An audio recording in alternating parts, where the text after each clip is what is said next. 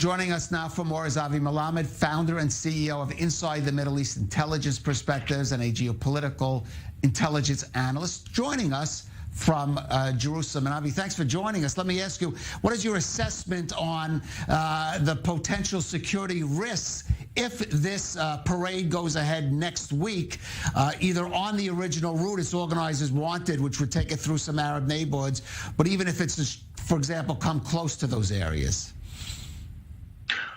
Well, Kalev, thank you for having me. It's always a pleasure. I would say there are two levels of risk, so of speaking. Let me start with something, the level that I think is more relevant. It may ignite some domestic, local collision or frictions if it's going to take place. However, I do not expect something like that to ignite a renewal of the military round that we just saw during May between Israel and Gaza Strip. Right, but give us a sense of, though, as you said, you don't expect a military round, but Hamas has said it's going to try to react to it. Are there other ways it could do so? For example, stirring up trouble through its operatives in the West Bank?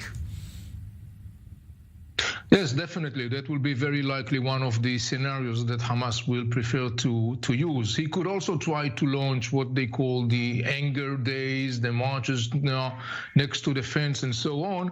But we have to remember, in the end of the day, Hamas is not in a situation today to renew any kind of like a massive collision with Israel. And I think that this is the basic fact that we have to take into consideration. All right, Avi, stay with us. We want to go right now to Jerusalem. Our Daniel Semach is outside the Damascus gate of the old city. And what is the situation there now, Daniel?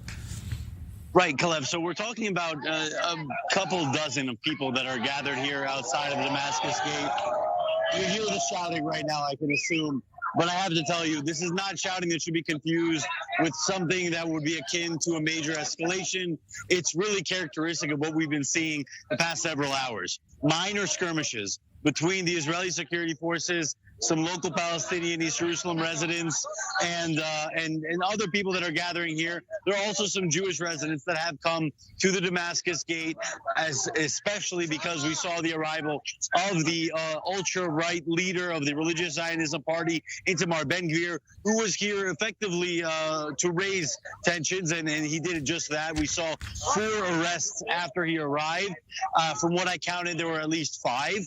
And afterwards, after he really departed from the vicinity, there was a slight lull in regards to the confrontations between the Israeli security forces and mainly those Palestinian residents. And still, the situation may appear to be tense, and it is tense, but it's certainly not escalated to what we saw, for example, leading up to the latest operation between Israel and Hamas, which really began with rockets being launched towards Jerusalem on what was meant to be the Jerusalem March on Jerusalem Day. It was interrupted, of course, with rocket alert sirens here in the city of Jerusalem itself. And leading up to that day, of course, we saw almost on a daily basis clashes or confrontations between Israeli security forces and Palestinian residents here in the Damascus gate, also in the nearby neighborhood of Sheikh Jarrah. And so what we're seeing tonight is let's call it the aftermath of Itamar Ben-Gvir's arrival. This area has been relatively calm as of late. It has not seen confrontations between the border police, which I'm going to turn around now just so you can see them behind me. There are border police standing on the staircase there near one of the outposts. And if I'm going to just turn my camera around here, Kalev, and show you what's going on the other side at the entrance to the old city, you see paramedics standing. You see a group of 7, 10 maybe Muslims standing in line, getting ready to pray. And now they're pushing them away. And now we'll see whether or not this could maybe, again, bring about a minor skirmish. But again, I want to emphasize minor skirmish. Kalev, we have been on the phone together when this scene has been very chaotic, with those skunk really sort of hoses being used. That's not the case right now. We have seen some of those heavier machinery being used along the streets up there outside of the basin of the Damascus gate, but really just one round and then they went on their way. So we're not seeing a very chaotic situation here. It's not under control necessarily, but it's certainly not out of control. The Israeli border police are here on hand, trying to make sure that this doesn't get out of control. They're trying to order the situation. All right, hopefully that will continue to be the case. Daniel Tzemach there at the Damascus Gate. Thank you for that. I want to go back to Avi Melamed. We talked about more the local Arab or Palestinian reaction. Avi, I want to look at the broader Middle East because we know that, for example, some Arab news networks, especially Al Jazeera, is focused on this and on the dispute in Sheikh Jarrah. How much of an impact does this have, or is having in the broader Arab world, especially these tensions focus, especially on Jerusalem and in some cases the holy places? Well, kind of the bottom line is that now we are following that war, and there is a very clear criticism in the Arab world upon Hamas. People in the Arab world, in the end of the day, they do differentiate between some issues like the issues of Jerusalem, the story of Sheikh Jarrah, but all in all, the wide perspectives in the Arab world are totally not in line with Hamas violence. Actually, you could read on a daily basis lots of commentators, Iraqis, Lebanese, Syrian, Egyptian, Jordanians, and others, who actually time and again repeat the criticism of Hamas.